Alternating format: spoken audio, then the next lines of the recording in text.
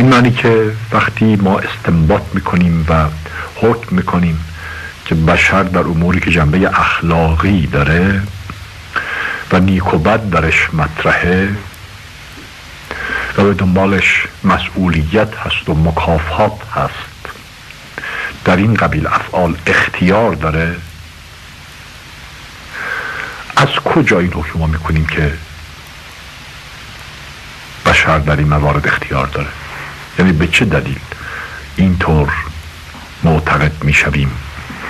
چیست که نشون میده که ما در این موارد مختاریم؟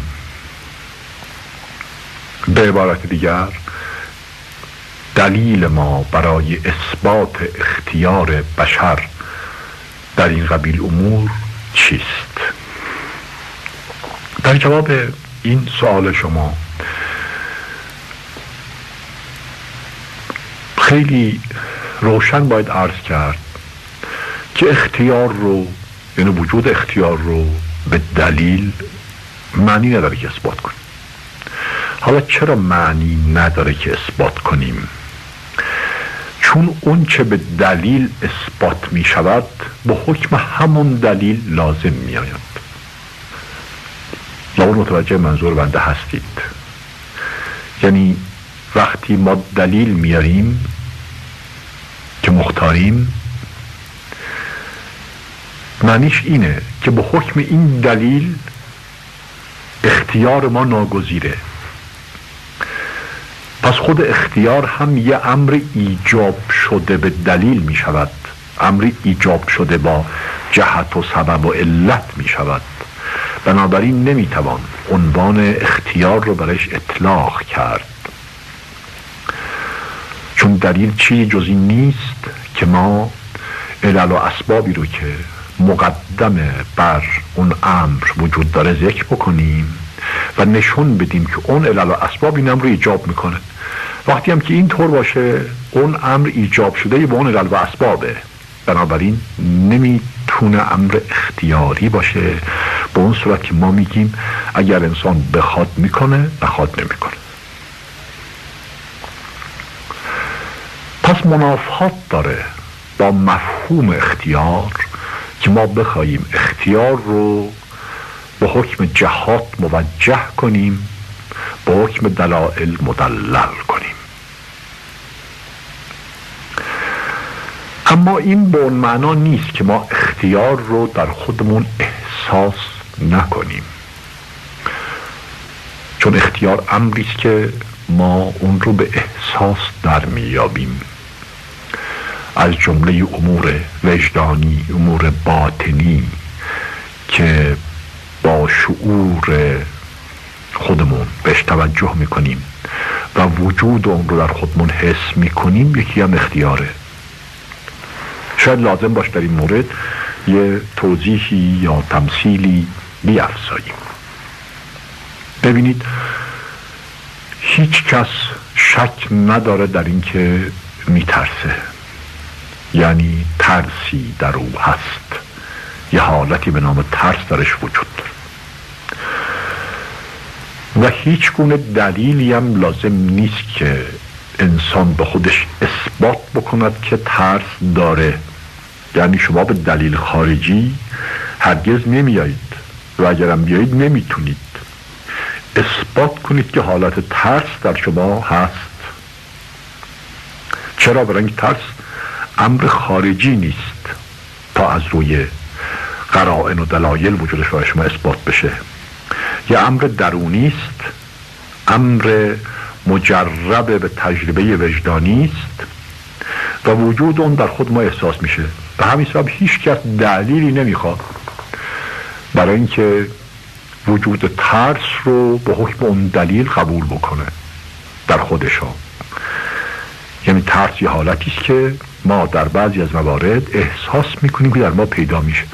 به همین سبب ما با مفهوم ترس آشناییم، چگونگی اون رو حس میکنیم و هیچ گونه دلیل خارجی هم نه لازم داریم و نه اگر لازم داشته باشیم قدرت اون رو داریم که بیاریم برای اثبات این که حالت ترس در ما وجود داره.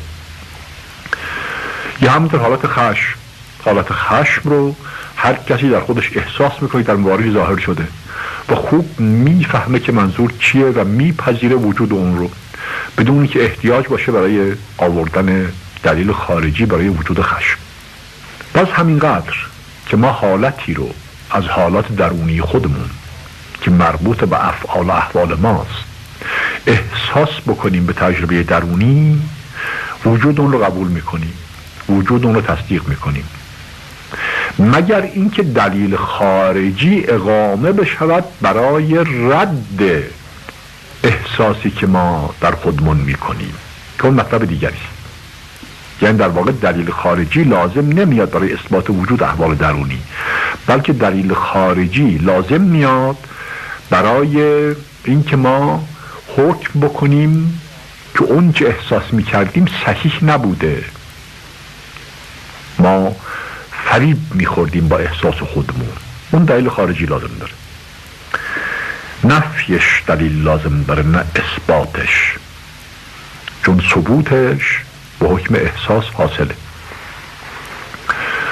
حالا میایم در سر اختیار ببینیم آیا اختیار هم مثل خشم یا ترس یا محبت یا نگرانی یا اندوه، این همه احوالی که ما در خودمون احساس کردیم یه همچو حالتی داره، به این معنی که ما اون رو در خودمون احساس میکنیم آشکارا و عیان به حس باطن که ما اختیار داریم در بعضی از موارد، در بعضی از احوال، و در اون احوالی که این اختیار رو احساس میکنیم واقعا اختیار رو داریم یا خیر. یعنی اختیارم از همین قبیل امور است، از همین قبیل امور مشهود به مشاهده وجدانی درونی است یا خیر.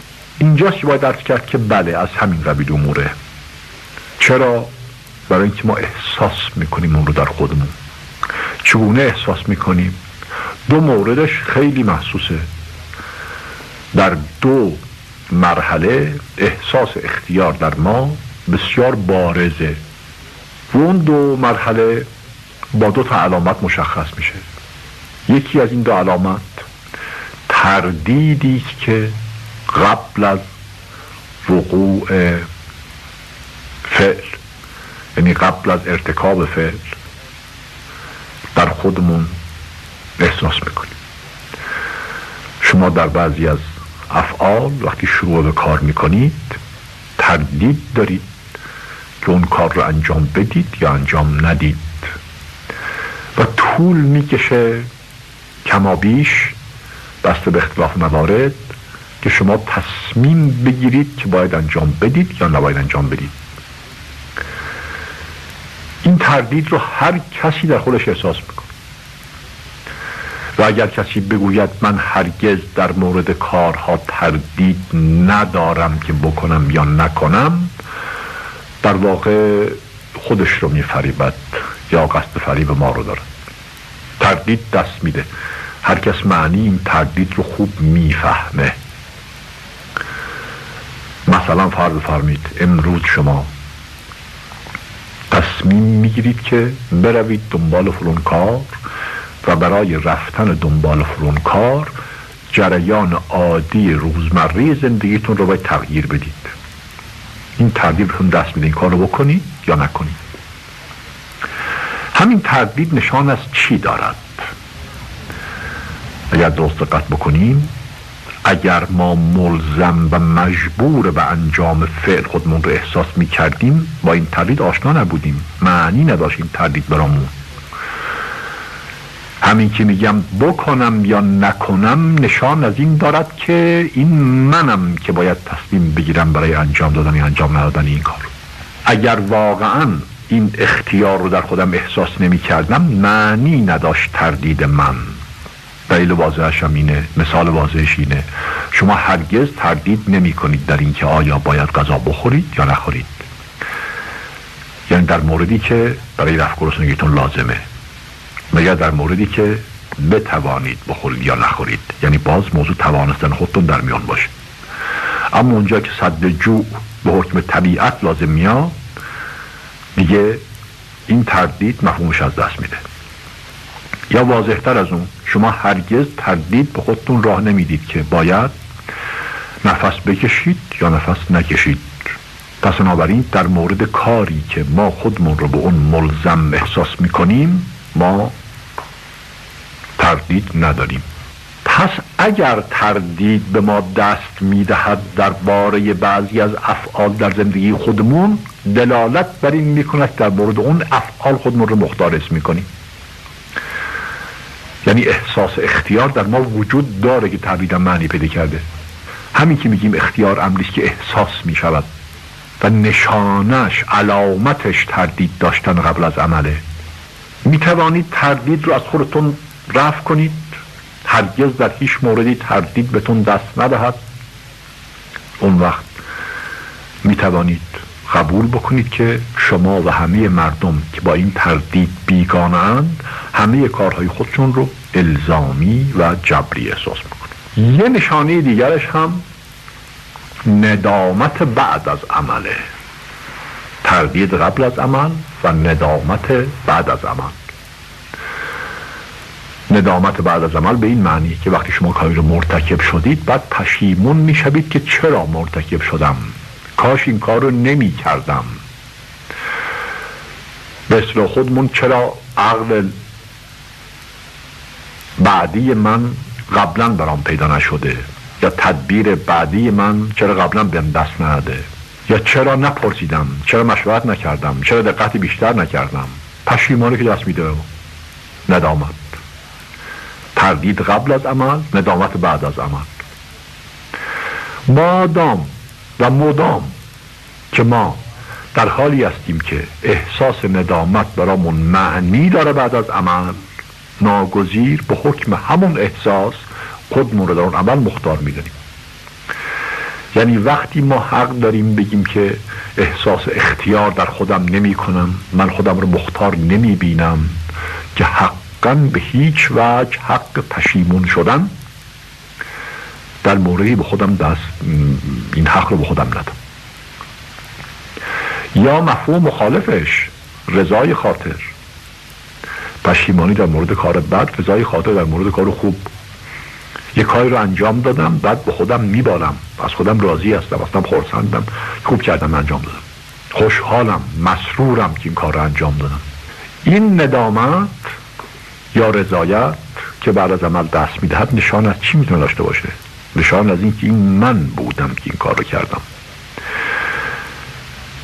و اگر درست من احساس بکنم که منو به این کار بد وادار کردن، یه عاملی منو وادار کرد که این کار بد رو به این صورت انجام بدم، مثلا منو بیهوش کردن، بی‌حس کردن، یا هیپنوتیزه کردن و بدون که خودم بدانم یا بخواهم، یا مست کردن بدون که بفهمم و وادار کردن به همچو کاری، احساس بکنم که مجبور بودم در اجرای این کار، هرگز خودم رو پشیمان احساس نمی کنم، خودم رو نادم نمی بینم، مگر باز ندامت به این صورت به من دست بده که چرا خودم رو در معرض یک همچو امری قرار دادم که بتوانم منو مجبور کنم به این کار. یعنی باز عطف میکنیم ندامت رو به اون جنبه از کارمون که ارتباطی با اختیار خودمون داشت. و اگر پیدا نکنیم این جنبه رو، هرگز امکان نداره که پشیمانی ما دست بده. کسی وارد کشوری می شود، با قانون و مملکت آشنا نیست، کاری رو می کند که در کشور خودش خلاف قانون نبوده، خلاف عرف نبوده، خلاف عادت نبوده، خلاف اخلاق نبوده، بدون که بداند که اونجا این خلافه، به این کار رو مرتکب میشه.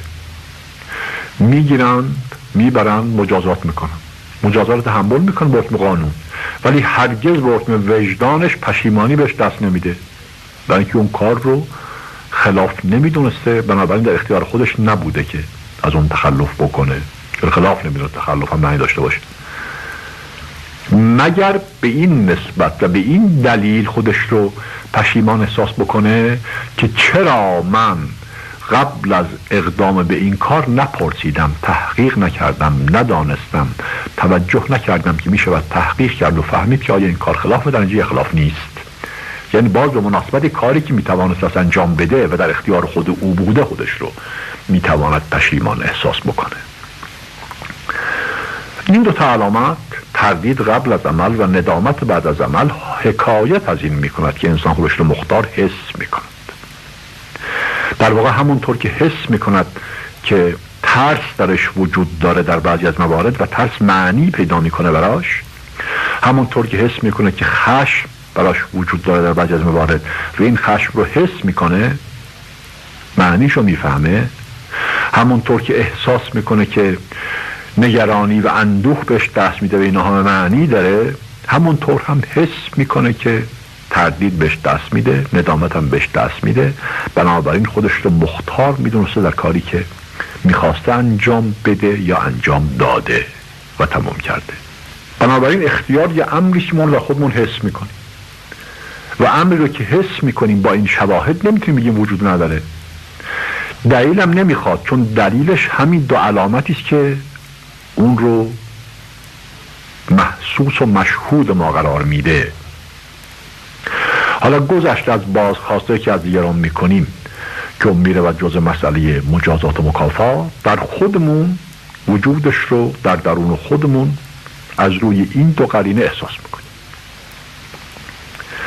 اگر کسی بگوید که با وجود این که من این دو نشان رو میبینم و اون رو دلیل بر اختیار میگیرم بازم اختیار ندارم، اوست که باید اثبات بکند این مطلب خلاف مشهودات و محسوسات رو. یعنی وقتی امری خودش حس بشود، مفهوم و مخالفش هست که دلیل لازم داره. یه مثال خیلی واضح عرض میکنم. الان شما احساس میکنید که خورشید از مشرق طلوع میکنه، در مغرب غروب میکنه، حرکت میکنه در سطح آسمان از شرق به غرب. و با حکم حستون حکم میکنید که خورشید به دور زمین میگرده، خورشید در آسمان حرکت میکنه. با حکم حستون اینو میپذیرید، قبول میکنید. همونطور که در قرون وسطا با حکم حسشون همین عقیده هم داشتن در مورد حرکت خورشید به دور زمین. اما اگر کسی بیاید و بگوید که علی رغم حسی که من میکنم این زمین است که به دور خورشید میگردد، اوست که باید مدلل بکند حرف خودش رو. یعنی حرکت زمین به دور خورشید چون امر محسوس نیست استدلال میخواد، اثبات میخواد. اما حرکت خورشید به دور زمین اثبات نمیخواد، چون امری که محسوسه. این عرضو کردم برای که معلوم بشود نمونه ای از اموری که ایجابش دلیل نمیخواد، نفیش دلیل میخواد. یعنی وقتی ما میخوایم اون مفهوم مخالف رو بپذیریم، اون رو باید اثبات بکنیم. مسئله اختیارم همینه. ما اختیار رو در خودمون حس میکنیم. حالا اگر کسانی پیدا بشوند و بگویند که با وجود این که من خودم رو مختار میبینم و با این دو نشانی صریح، یعنی تردید قبل از عمل و ندامت بعد از عمل، با وجود این من مجبورم، یعنی باز خداست که منو وادار به این عمل میکنه ولو من خودم رو درش مردد میبینم، من خودم رو درش نادم میبینم، یا به اصطلاح ترمینیست ها این عوامل طبیعی قهری خارجی است که منو وادار به این کار میکنه ولو من خودم احساس ندامه رو تردید میکنم، دلیل رو اونها باید بیارن برای اثبات رأی خودشون. چون دلیل برای امری آورده می شود که خلاف محسوس و مشهود ما باشه. پس به این ترتیب است که میگیم اختیار یه امر محسوس مشهود به تجربه وجدانی است در ما و دو قرینش هم ندامه رو تردیده. و تا اینطور هست همچون افعالی وجود دارد که من خودم رو قبل از عمل در موردش مردد ببینم، بعد از عمل در موردش نادم احساس میکنم، خودم رو مختار میبینم و میدانم و خواهم دانست. آقای دکتر، با توجه به بیاناتی که فرمودید این سوال پیش میآید که ضابطه خوب و بد چیست؟ این سوال دیگر که فرمودید در مورد ضابطه خوب و بد باز هم ارتباط مستقیم با مسئله اختیار داره، البته طرح میشه. برای اینکه گفتیم اختیار در مورد اعمال اخلاقی است، در مورد نیک و بده، در مورد اموری است که مسئولیت داره و مجازات داره یا تردید داره و ندامت داره. بنابراین ناگزیر ارتباط پیدا میکنه با خوب و بد و ضابطه تشخیص خوب از بد. البته خود این مطلب بحث مستقلی است، ما در اینجا واردش نمیشیم، فقط از لحاظ ارتباطش با اختیار مطلب رو مطرح میکنیم. خوب و بد یه جنبه نسبی داره، جنبه متغیر داره، جنبه متحول داره، مختلف به اختلاف زمان و مکان و اشخاص و احوال داره، و یه جنبه ثابت یا نسبتاً ثابت متناسب با ثباتی که امکان در عالم مادی وجود داشته باشه داره. شکی در این نیست که مفهوم خوب و بد متغیره، به اعتبار ازمنه متغیره، به اعتبار امکنه متغیره، به اعتبار اوضاع متغیره، به اعتبار احوال متغیره، به اعتبار اشخاص متغیره، به اعتبار عقاید متغیره. شکی در این نیست. مثلا فرض فرمایید یه روزی در همین مملکت سر رو برهنه کردم و کفش در پا داشتن بد بود در حضور جمع. وقتی وارد جمعی می شدیم می بایست سر پوشیده باشه با کلاه و کفش برهنه باشه از کفش، و الا بد محسوب می شد این کار. و حالا درست برخلاف اون محسوب می شد. در حضور جمع کلاه بر سر نهادن و نشستن یا کفش از پادر آوردن و نشستن خوب محسوب نیست. بنابراین پیداست که مفهوم خوب و بد متغیره. یا یه وقتی در همین مملکت سر برهنه بودن زن امری بود بد، از لحاظ اخلاقی زشت، ناپسندیده، خلاف ادب، حتی خلاف عفت. اما حالا نه تنها برهنه بودن سر، حتی برهنه بودن بازو فرض فرمی یا ساق پا هم امر عادی و معتدل و متعارف شده. البته در همین زمان وجود دارن قبیله هایی در بعضی از قاره های دنیا که حتی برهنه بودن و بیرون افتادن تمام سر و سینه و شکم که از جمله شامل مثلا پستان زن هم بشود امر خلاف ادب یا خلاف عفت محسوب نیست، بلکه امر معتدل و متعادل و عادی و متعارف مردم. و کسی هم به این جهت نه مذموم می شود، نه مغضوب می شود، نه مطرود می شود. یا از مطالب جدیتر مثال بزنیم، در قدیم وجود داشتن و هم اکنون شاید وجود داشته باشن کسانی که ازدواج خواهر و برادر رو با هم دیگر، اقتران پدر و دختر رو با هم دیگر خلاف ادب یا خلاف عفت نمی دانستن، خلاف قانون، خلاف شرع نمی دانستن. در همون حین اقوام وجود داشتن که این رو خلاف خیر می دانستن، خلاف عفت می دانستن، اما ازدواج عمو رو با دختر برادرش یا دایی رو با دختر خواهرش خلاف نمی دانستن. در همون حین وجود داشتن اقوامی که ازدواج دایی رو با دختر خواهر یا عمو رو دختر برادر مجاز نمی دانستن، ولی ازدواج دختر عمو و پسر عمو رو با هم دیگر، دختر دایی و پسر عمه رو با هم دیگر بد نمی گرفتن یا نمی گیرن، ناپسندیده نمی شمردن یا نمی شمارن. و در همون حین باز وجود داشتن یا وجود دارن اشخاصی که اصولاً ازدواج اقربا رو با هم دیگر امر صحیحی نمیدانند.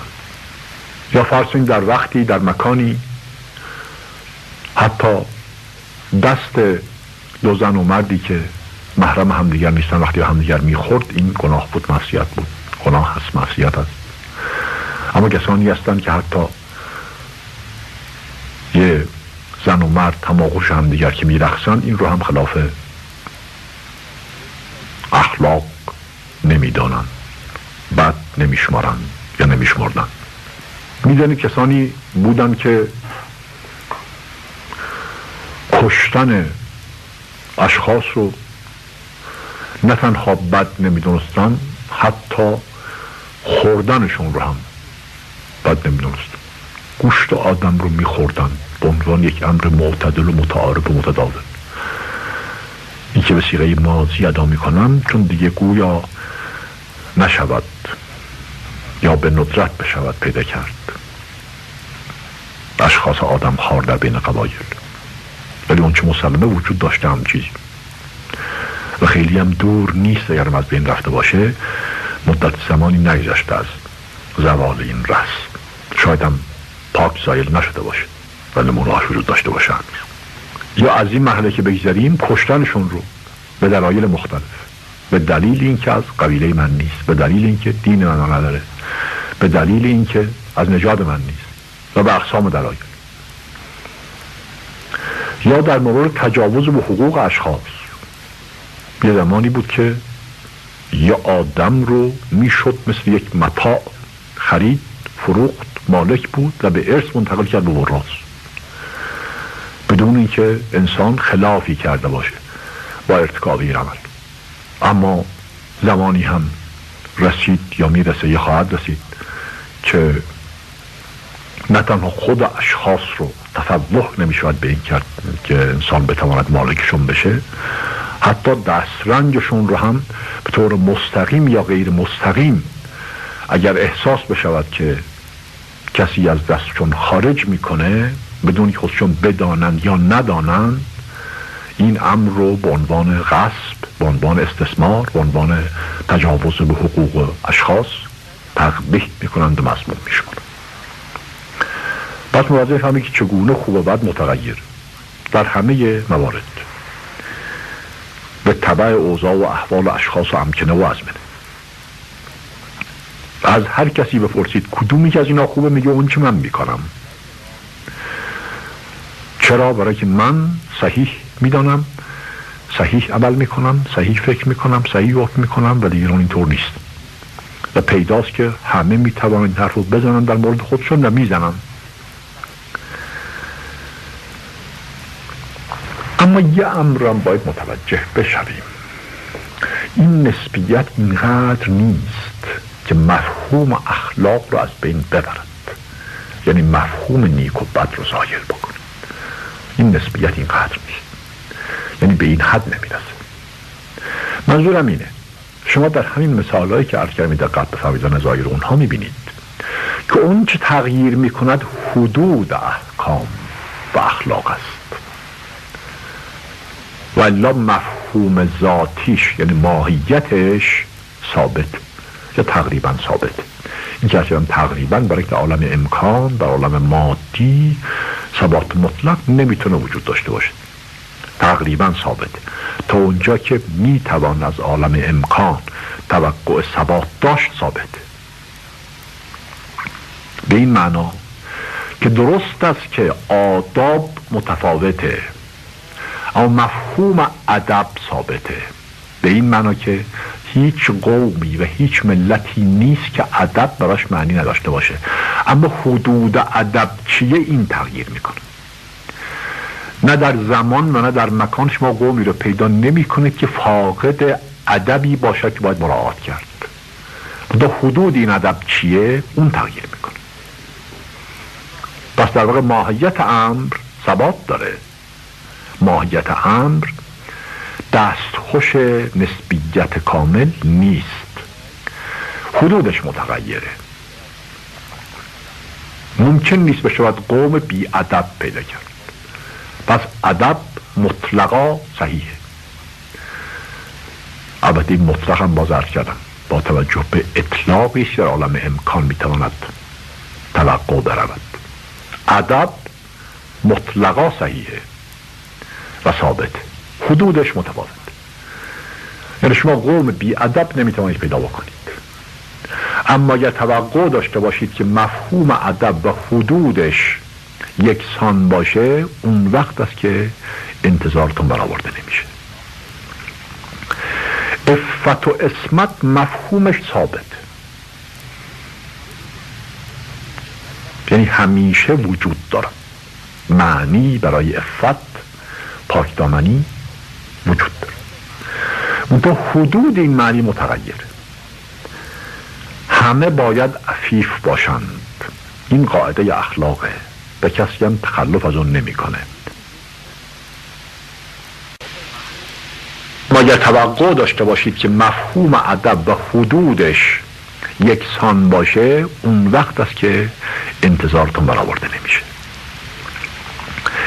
عفت و عصمت مفهومش ثابت، یعنی همیشه وجود دارد. معنی برای عفت، پاکدامنی وجود دارد. منتها حدود این معنی متغیره. همه باید عفیف باشند، این قاعده اخلاقه، به کسی هم تخلف از اون نمیکنه. همه باید عفیف باشند، این قاعده اخلاقه، به کسی هم تخلف از اون نمیکنه. اما عفت در چیست؟ حدودش چیه؟ این متفاوته، این تغییر میکنه. محرمیت یه امری نیست که بهشون رو انکار کرد. محرمیت همیشه وجود داره، وجودم خواهد داشت. یعنی یه عده با هم محرمن و محارم نمیتونن ازدواج کنن. نوع بشر بدون این قاعده هیچ وقت نبوده.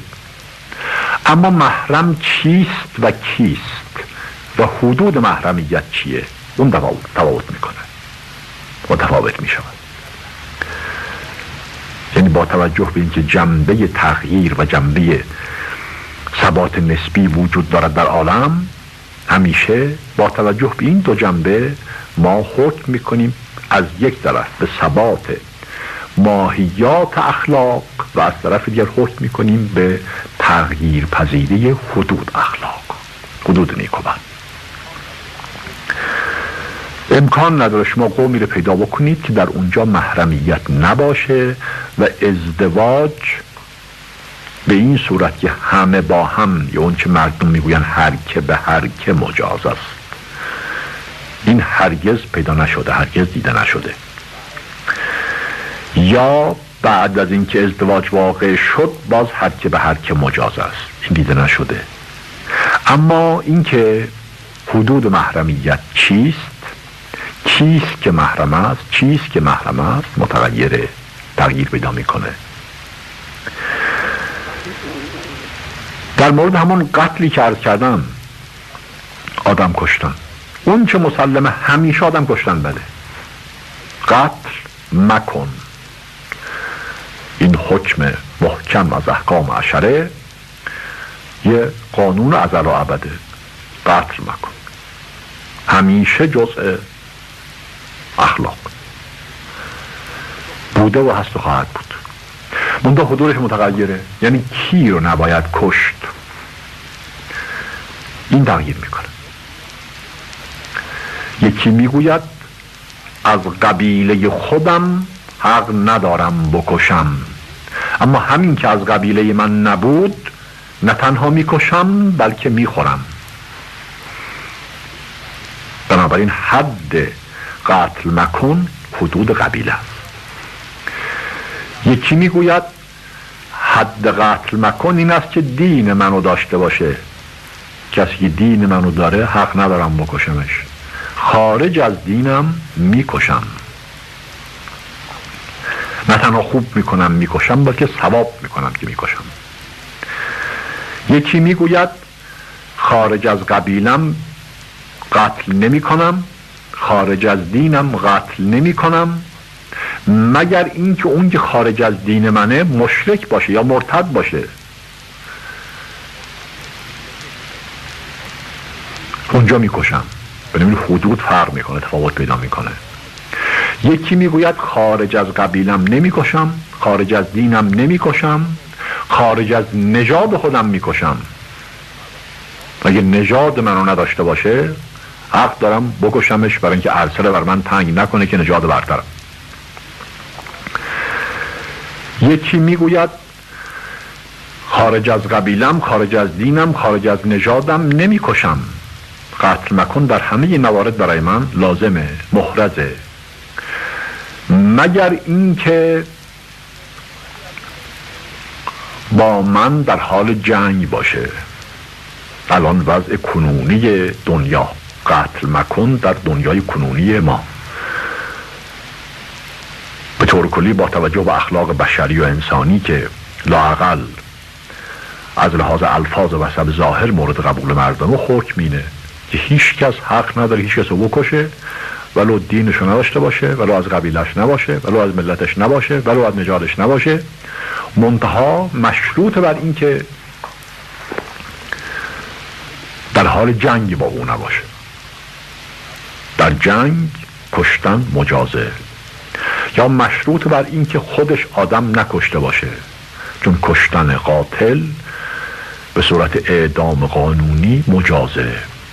مشروط بر این که به من حمله نکند و منو در مقام دفاع مشروع قرار ندهد که کشتنش رو مجاز بکنه. پس لااقل 3 استثناء برای قتل مکن به وجود میاد. میتونم بکشم در این 3 مورد: در حال جنگ باشم باش، به عنوان دفاع مشروع از جان و مال و ناموس هم اقدام به قتل بکنم و چاره‌ای جز اون نداشته باشم، یا اینکه قاتلی باشد که به حکم قانون باید اعدام بشه.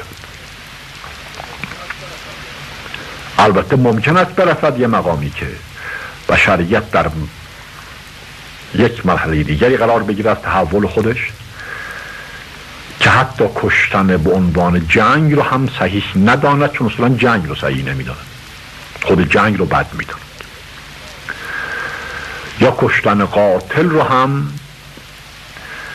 بگوید که اگر حبس ابد یا مجازات دیگری جانشین قتل بشود ممکنه، جانشین قتل قاتل اعدام قاتل بشود امکان داره، بنابراین اونجا میشود نکشت. بنابراین به طور کلی قتل رو تحریم بکنه، حتی این استثناءاتش هم خارج بکنه. پس به این ترتیب ملاحظه فرمید که بزرگترین گناهان که قتل است چگونه از یک لحاظ خود با توجه به ذاتش و ماهیتش ثابت، حدودش متغیره. از همین می شود قیاس کرد هر امر دیگری رو. و در اینجا می شود گفت که اصولاً یه ضابطه‌ای وجود دارد برای نیکی و بدی و اون ضابطه عبارت از این است که انسان خودش رو مضبوط به ضابطه بداند. یعنی ضابطه‌ای که همیشه وجود دارد برای خوبی اینه که انسان مضبوط به ضابطه خودش رو بداند. اگر انسان بخواهد خودش رو مضبوط به ضابطه نداند، انسان نیست، زندگی انسانی نمیتونه داشته باشه در هیچ مرحله از مراحل تحول تمدن. به همین سبب بهاءالله فرمودن، یعنی قلم اعلی در کتاب اقدس فرموده است که آزادی به اون معنی که هر چه بخواهد بکند در شأن انسان نیست. پس بنابراین اون ضابطه اصلی برای تشخیص خوب بودن یا بد بودن خود مضبوط بودن به ضابطه است.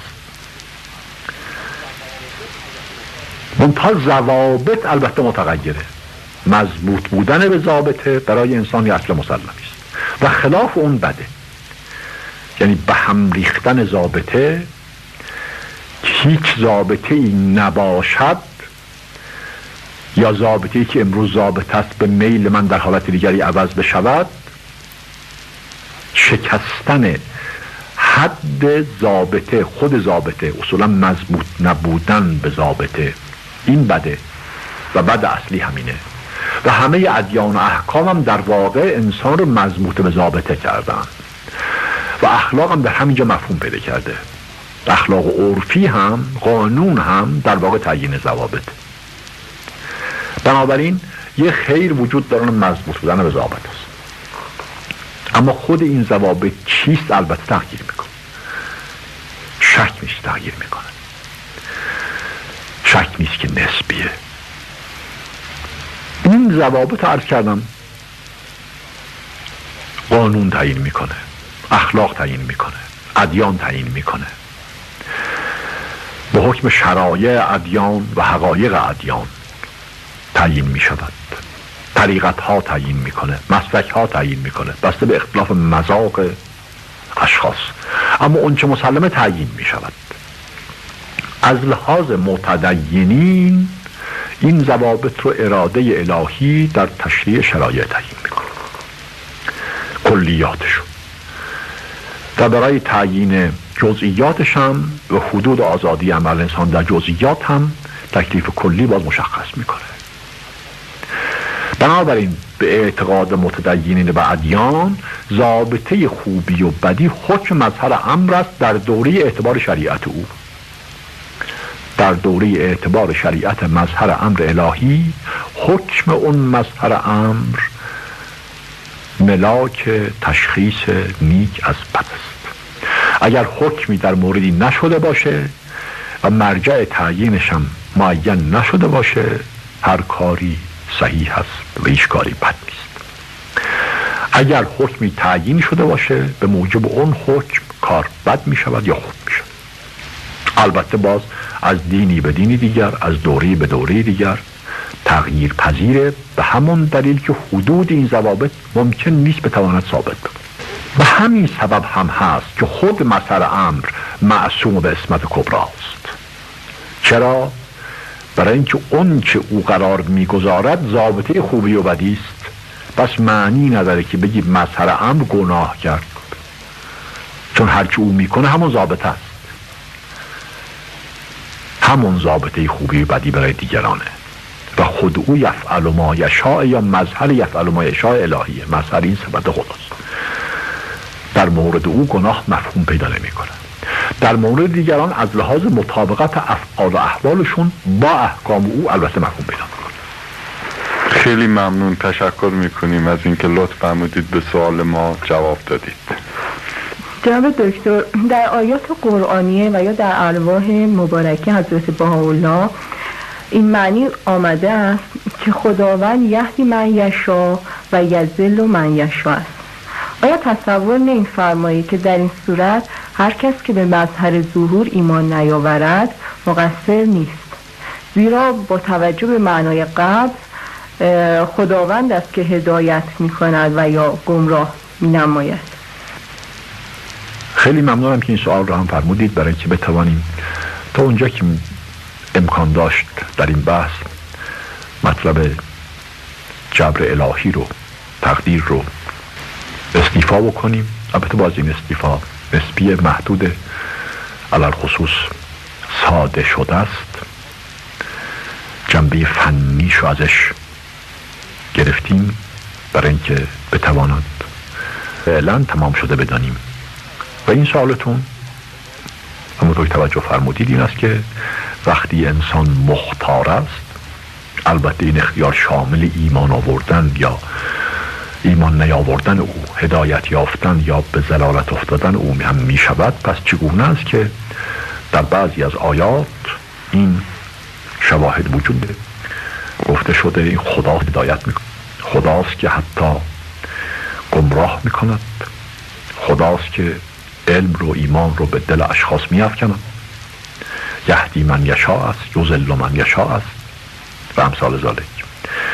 وقتی من در معرض اراده ای قرار گرفتم که او منو هدایت میکنه یا او منو گمراه سر کلام خودش، پس چگونه میتوانم خودم رو مختار در ایمان بدانم؟ و اگر مختار در ایمان نباشم چگونه میتوانم معاقب باشم به افعالی که اون افعال به حکم همون ایمان میتوانست بد باشه؟ در این مورد باید عرض کرد که مطلب درسته، یعنی خداست که باعث می شود که انسان مؤمن بشود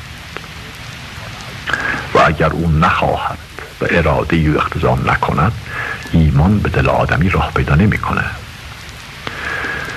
شما ممکنه کسی رو به 1001 دلیل قانع بکنید که این کار خوبه و باید بپذیری، ولی او مع ذالک نپذیره.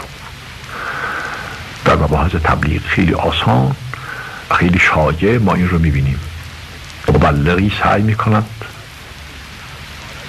دلایل بیاورد و شلزم بکند به قبول اون دلایل و اون شخص ساکت میشود، قانع میشود، حرفی ندارد که بزند، ملزم میشود. با همه این مؤمن نمیشود تا اینکه نور ایمان به دلش بیفتد، نور علم یقین به دلش بتابد، تا اینکه هدایت پیدا بکند و یا اینکه در ضلالت بماند. منتها باید توجه به این امر کرد که فراهم آوردن موجبات و مقدمات ایمان با خود بشره و بعد از کوشش برای فراهم آوردن این موجبات و مقدمات و قرار گرفتن در معرض اون موجبات و مقدمات است که اراده الهی به ایمان ما تعلق میگیرد یا تعلق نمیگیرد. یه مثال واضح از امور محسوس عرض میکنم تا تطبیق کنم بر مراد خودم مطلب رو. ببینید، نور خورشید در آینه منعکس می شود، تصویر درش پیدا میشه.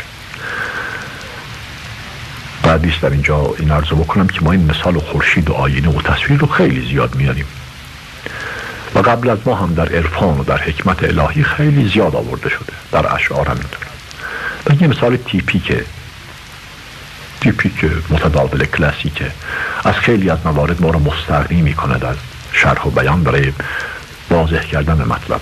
به همینجا دلیلی نداره که ترکش بکنیم. یه مثال دیگه، ما در آوردن مثال مختاریم، هر مثالی رو که مطلب ما رو بیشتر میرسون روشن میکنه اون مثال انتخاب بکنیم. این مثالم متداول و متعارف.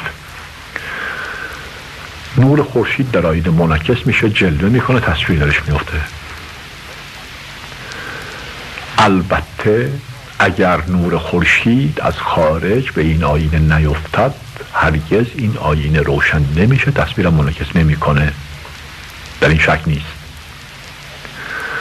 منتها اگر از روی این آینه گرد و خاک زدوده نشود، این آینه از پس پرده بیرون آورده بعد این آینه در جهت موافق با افتادن نور خورشید قرار نگیرد، نور خورشید منعکس نمیشه.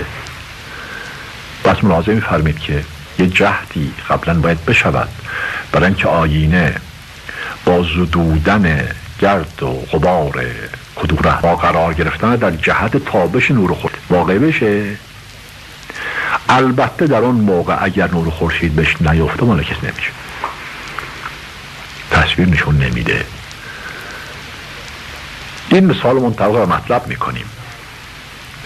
انسان باید کوششی بکنه برای اینکه رفع از صبح از خودش بکنه، برای اینکه رفع لجاج از خودش بکنه، برای اینکه سعی بکند که هوا و هوس دام راه او قرار نگیره، برای اینکه تقلید آبا و اجداد او رو مانع از ایمان نشه، یا برای اینکه دیگری رو تبلیغ بکنه، هدایت بکنه، حرف تازه رو که شنیده و آموخته به او هم یاد بده.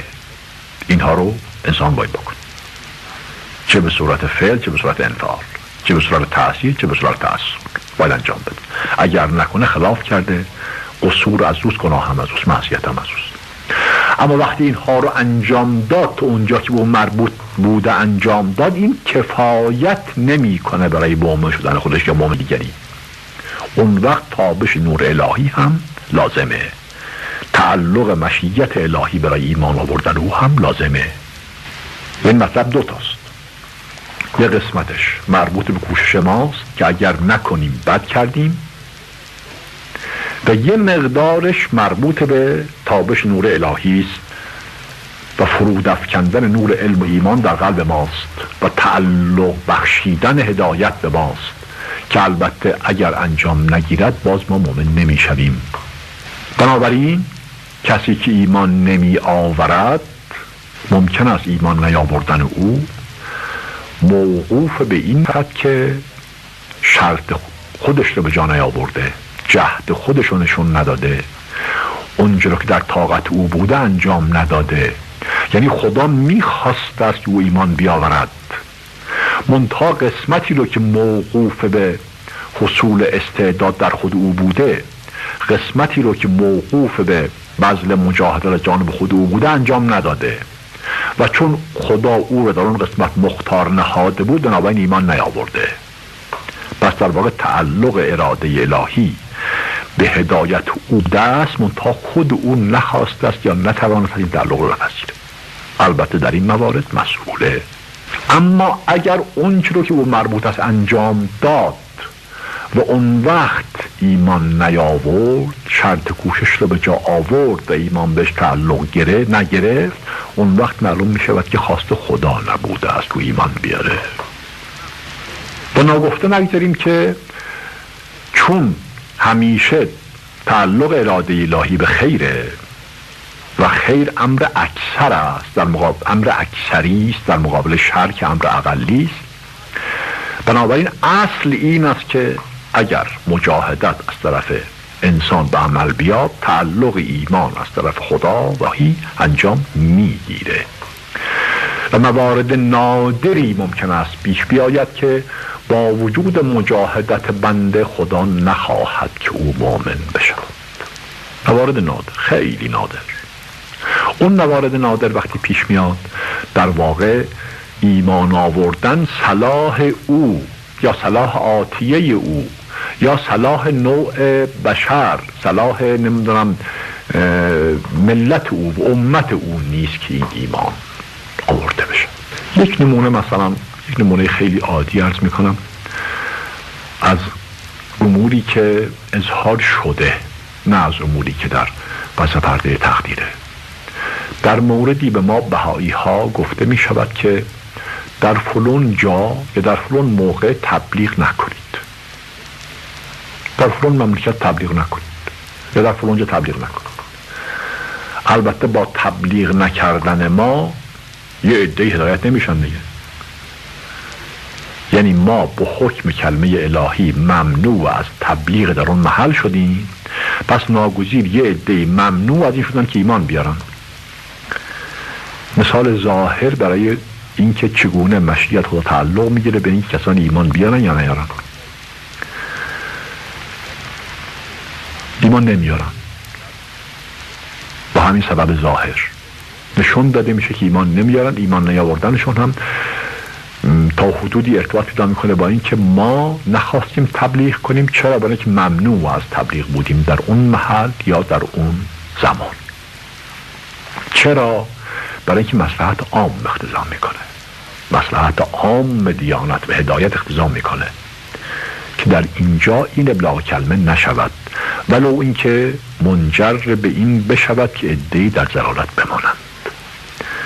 چون ابلاغ اون کلمه ولو ممکنه منتهی بشود به ایمان آوردن بعضی، از لحاظ مصلحت عام دیانت صحیح نیست. همین رو تطبیق بر اراده غیبی الهی بفرمید.